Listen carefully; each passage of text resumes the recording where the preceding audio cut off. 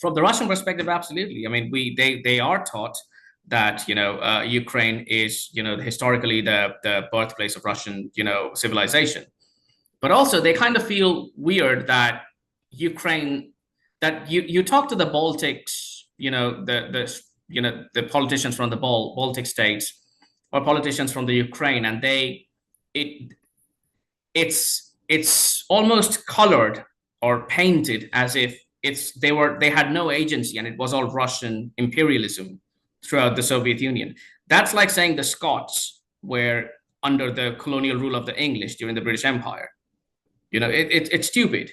If you go to Calcutta today and if you see the name of the roads, it was all Scottish.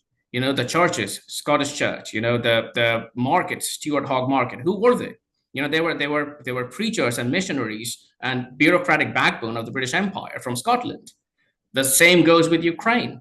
You talk to the Hungarians today, and they're going to come and say that, oh, when the Ukrainians talk about war, all we think is in 1956 when the Soviet tanks came, it was driven by the Ukrainians. This idea that this entire country was completely under the grip of Russian imperialism throughout history or throughout the Soviet Union's time is historically inaccurate. And from the Russian perspective, they think that we are getting all the blame.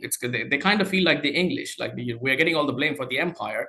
And even though it was our empire, we were not the only people who were doing this thing. So I think, yes, the cultural tie, the historical question is obviously very important. That doesn't negate the fact that structural theories are more superior when it comes to explanations, but it's obviously a factor.